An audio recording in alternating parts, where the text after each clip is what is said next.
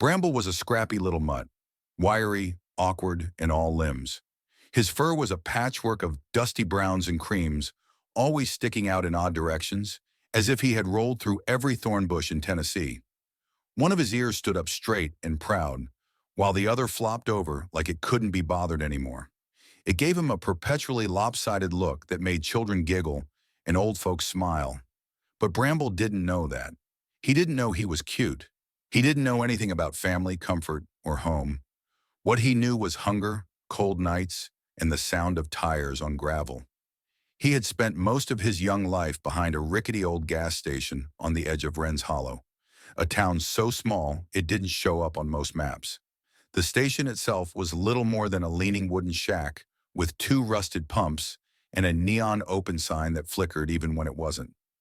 The only human who ever really noticed Bramble was Hank, the station's owner. Hank was in his 70s with a bushy gray beard and a cigarette perpetually dangling from his lip. He never said much, but now and then he tossed Bramble a bite of his lunch, a piece of cold corn dog, a crust of bread smeared with greasy bacon. Bramble learned to wait patiently by the back door, tail thumping, eyes hopeful. But Hank was no pet owner. He never called Bramble by name, never reached out a hand to scratch behind his ears, never invited him inside when the nights grew bitter. And so Bramble existed on the fringes of life, just another shadow in the alley behind the gas station. Still, he made do. He scrounged food from dumpsters and slept under a rusted-out Chevy that hadn't moved in years. He learned to avoid the bigger dogs that prowled the back roads and to listen for the sharp cry of hawks overhead. He chased butterflies when he was feeling brave and dug holes just for the joy of it. Life wasn't easy, but it was his. Then came the storm. It arrived without warning, as if the sky had grown tired of pretending to be calm. One minute, the afternoon sun was casting golden light across the hills, and the next, dark clouds rolled in like stampeding horses. Thunder cracked overhead so loud it shook the windows of the gas station. Bramble yelped and ducked under the Chevy, but even the familiar crawl space didn't feel safe anymore. The rain came down in sheets, drenching the dirt and turning the back alley into a muddy stream. Lightning split the sky, and the wind screamed like a wild animal. Something inside Bramble snapped. Maybe it was fear, maybe instinct, or maybe, deep down, he was tired of hiding. He bolted from under the car and ran, past the gas station, past the flickering sign, past Hank, who stood in the doorway shouting something Bramble couldn't hear. His paws splashed through puddles, his ears flattened against the storm. He didn't know where he was going. He just ran. He darted down the road and into the woods that bordered the far end of town. The trees closed in around him, branches lashing at his face, rain stinging his eyes. He tripped on roots, scrambled over rocks, and kept running, driven by a blind need to escape. To escape the storm, the loneliness, the ache in his belly, the emptiness in his chest he didn't understand. Eventually, the storm began to pass. The thunder grew distant, a tired growl now instead of a roar. The rain softened to a drizzle, then stopped. The forest fell silent, except for the occasional drip of water from the leaves. That's when Bramble stopped too. Panting, soaked, and shivering, he looked around. He was deep in the woods now, farther than he had ever dared go. The gas station was long gone, swallowed by the trees in distance. The sky above had cleared just enough for the late afternoon sun to peek through in slanting golden beams. But Bramble didn't see the beauty. He saw only the unfamiliar, the unknown. And for the first time since he'd run, he realized he was lost. He let out a soft bark, then another, a little louder, but there was no reply, no honk of passing cars, no scent of humans, only the wet scent of pine, moss, and the faint musk of forest animals that wanted nothing to do with a muddy, trembling puppy. His tail drooped. He walked in hesitant circles, whimpering. Hunger gnawed at his belly, and his fur clung to his small frame like a sodden rag. He wanted to lie down and sleep, to curl into a ball and forget the world. But something deep inside urged him to keep moving. So he did. He stumbled forward, deeper into the woods. Every sound made him flinch. A rustle of leaves, a crack of a twig. It could be a fox, a snake, or worse. The sun was dipping lower now, and the shadows stretched long and dark. Then, just as he was beginning to give up hope, she appeared. It wasn't sudden, not like a movie or a dream. She didn't leap from the bushes or descend from a tree. One moment the path ahead was empty, and the next she was there, silent, still, watching. A cat, sleek, slender, and impossibly calm, she sat perched atop a low rock like a statue carved from moonlight. Her fur was a shade of gray so soft it almost shimmered in the fading light. Her eyes were sharp and intelligent, the color of river stones, and they narrowed as she studied him. Bramble froze. He'd seen cats before, mean ones that hissed and scratched if he got too close, aloof ones that disappeared into alleys with their noses in the air. But this one was different. She didn't move, didn't hiss or run. She just watched. He took a step toward her, ears down, tail tucked. A soft whimper escaped his throat. She blinked slowly. For a moment, the forest held its breath. And then, without a sound, she stood, turned, and began to walk away. Not fast, not panicked, just a slow, deliberate stroll along the mossy path. Bramble hesitated. Then, with a cautious wag of his tail, he followed. He didn't know it yet, but in that moment, everything changed. Whiskers had lived 100 lives in her sleek gray fur. She wasn't your average house cat, curled on cushions and eating kibble from a crystal bowl. Whiskers had never known the gentle rhythm of a home. No soft laps to curl into, no jingling toys, no bowls that refilled on schedule. Instead, she had grown up with the rustle of wind through pine trees and the sharp crack of twigs beneath wandering feet. Her first memories were of rain and darkness, of hiding beneath the gnarled roots of a fallen tree and listening for predators that never hesitated to take a swipe at something smaller, weaker. Abandoned before she had even learned to meow properly, she'd been born in the shadow of the forest and shaped by its harsh rules.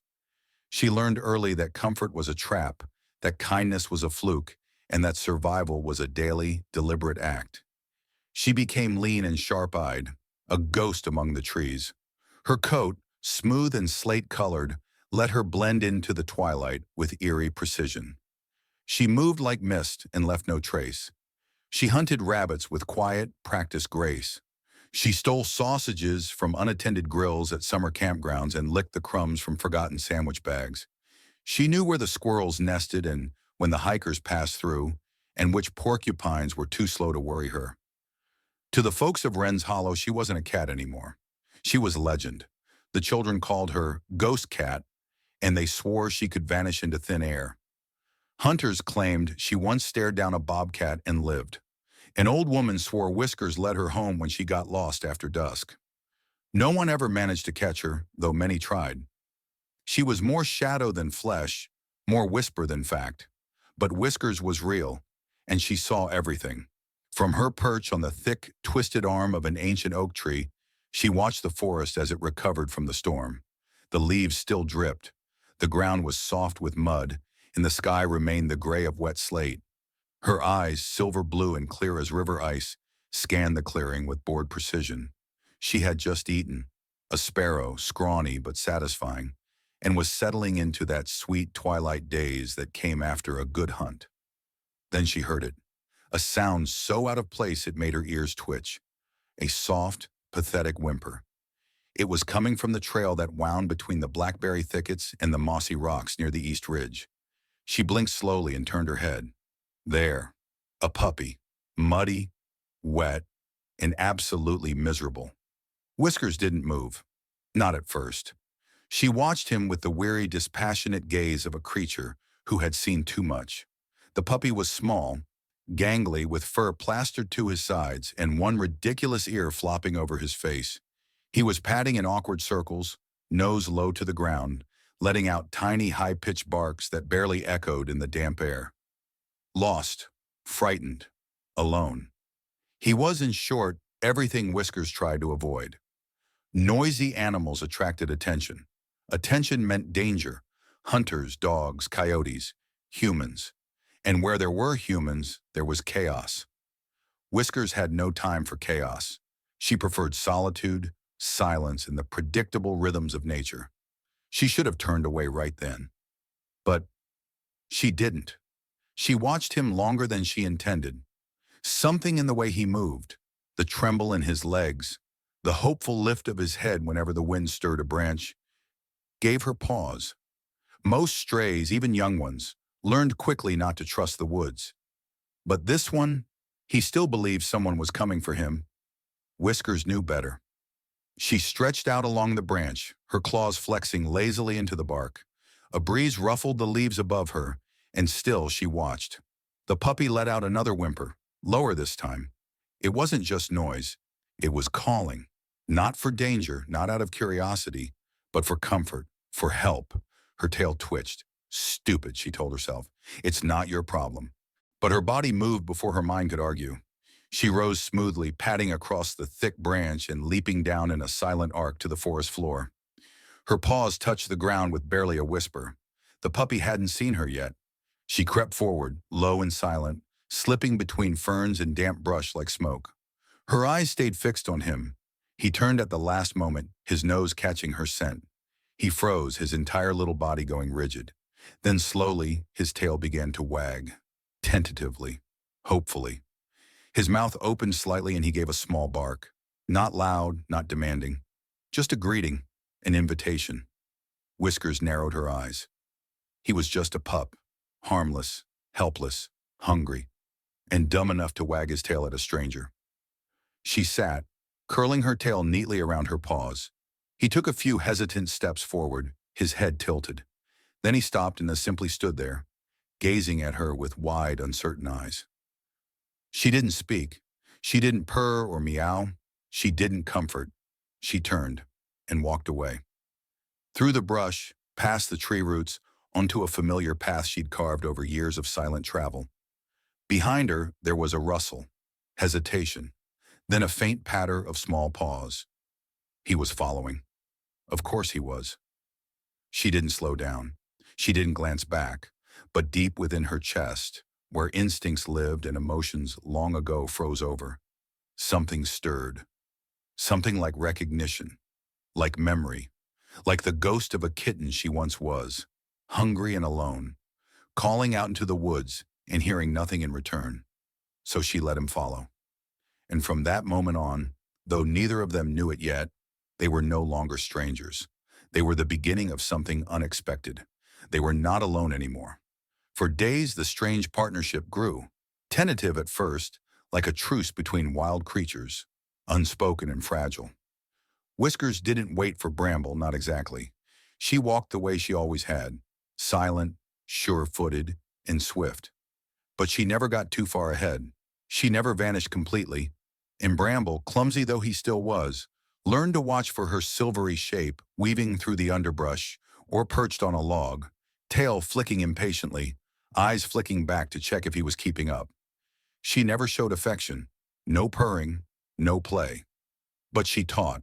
She led him to hollow logs where the scent of mice was fresh and strong. Bramble, after a few failed, noisy lunges, learned to wait, still, alert, until the moment was right. Whiskers watched him botch his first few hunts without so much as a meow. But when he caught a vole on his third try, she blinked slowly, approvingly, and patted on. She showed him where the berries grew thick and sweet in the sun-dappled glades. He learned not to eat the shiny red ones that made his belly twist, but the plump black clusters that stained his tongue purple. She took him to a stream, cool and clear, tucked between two mossy banks. She drank in still silence while he bounded in like a fool, splashing and barking at the current. She rolled her eyes, or at least, Bramble imagined she did. He was a puppy after all. He chased leaves, sniffed frogs, and once got his nose stuck in a burrow. She was older, quieter, practiced, but she never abandoned him. She didn't share her kills or food, never dropped a scrap. But she showed him, and that was enough. At night, the forest changed. The trees grew darker, and the wind whispered secrets that made Bramble's ears twitch. Shadows moved differently after sundown, longer, hungrier. That first night, as twilight bled into black, Bramble had curled beside a fallen log, shivering, ears twitching at every distant howl. Whiskers had watched from a few feet away, green eyes glowing in the dark. He edged toward her, inch by inch. When he got too close, she hissed.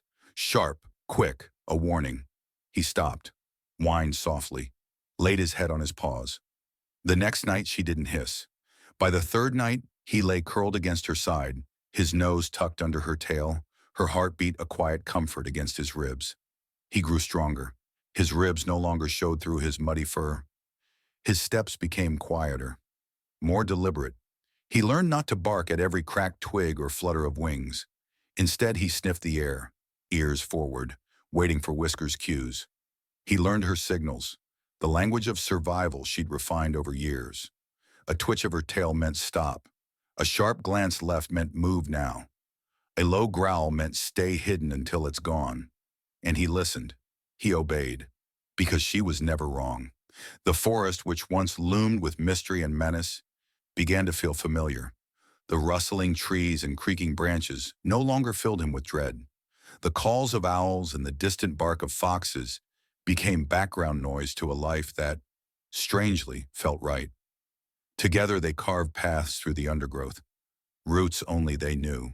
They marked trees, learned where the deer walked and where the humans sometimes wandered.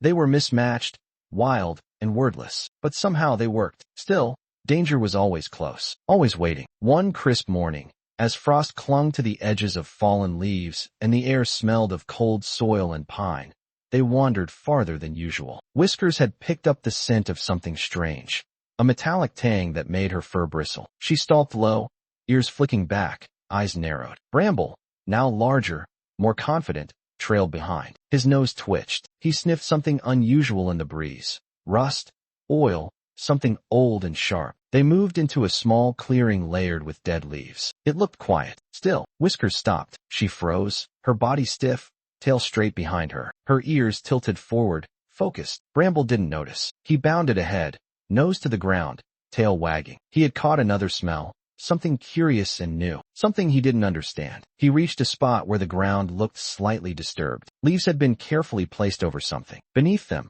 hidden steel, rusted but waiting. He leaned forward to sniff. Snap! The sound exploded through the clearing like a gunshot. Bramble didn't scream, didn't even bark, but he flinched hard, falling back in a tumble of limbs and leaves. The trap had missed, by inches, only because Whiskers had launched herself forward, tackling him with surprising force, knocking him out of its path. The jaws of the iron snare clamped shut, where his front paw had been. The teeth gleamed, slick with dew and menace. For a moment, neither of them moved. Then Bramble scrambled backward, eyes wide, breath shallow. His heart hammered against his ribs. He stared at the trap, the realization sinking in. He could have lost his paw, or worse. Whiskers stood over the trap, fur puffed, eyes blazing. She turned and stared at him, not with anger, not with scorn, but with terror. She hissed, not in warning, but in frustration. Her ears flattened. Her gaze burned into him, fierce and wild. Stupid, those eyes seemed to say. You almost got yourself killed. But beneath that anger was something else. Something Bramble couldn't name. He saw it,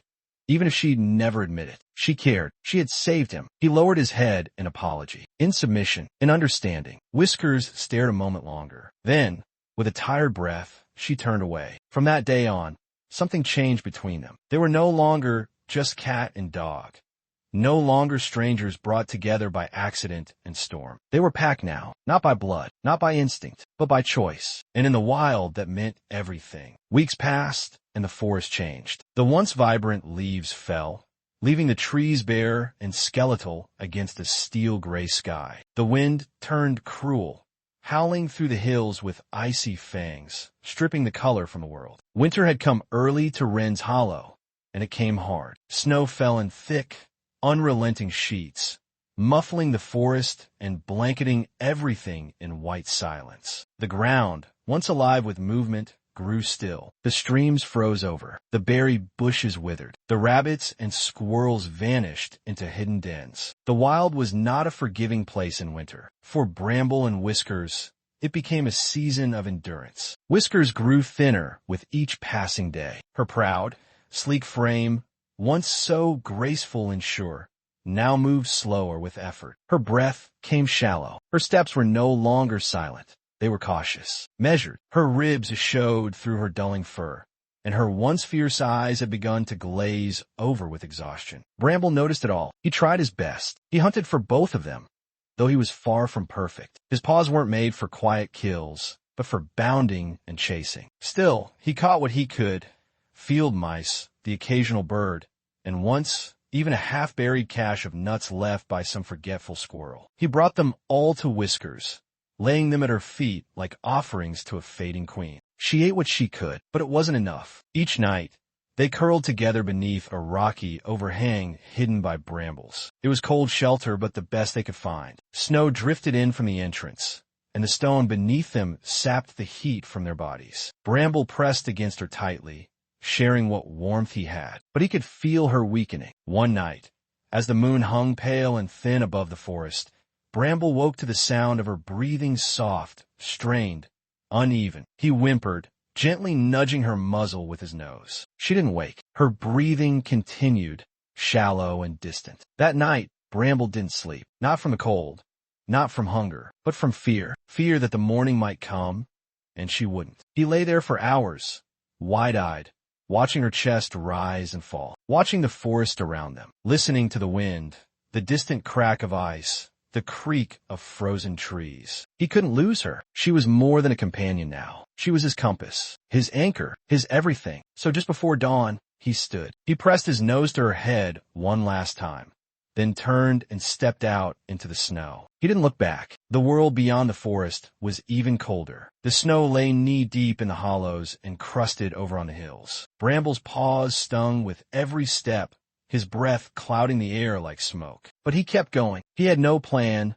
no clear destination, only instinct. He lifted his nose to the air and searched. Then there, a scent, faint but real. Smoke, not the kind from forest fires or distant storms. This was chimney smoke, human smoke, the scent of wood burning, of warmth, of life. He followed it, over ridges, through the thick drifts, slipping and skidding across frozen rocks. His legs ached, his lungs burned, but the thought of Whiskers alone and fading in that icy den pushed him forward. Then, finally, just as the sky began to blush with the first light of dawn, he saw it. A house, small, weather-worn, perched at the edge of the forest like an old secret. Golden light poured from its windows. Smoke curled from the chimney. Bramble could smell it all.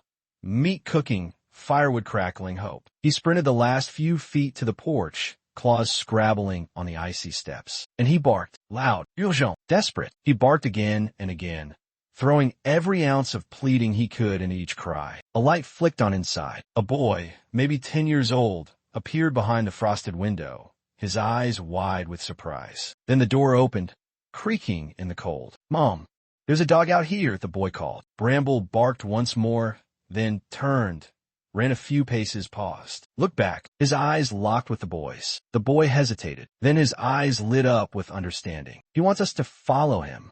Quick."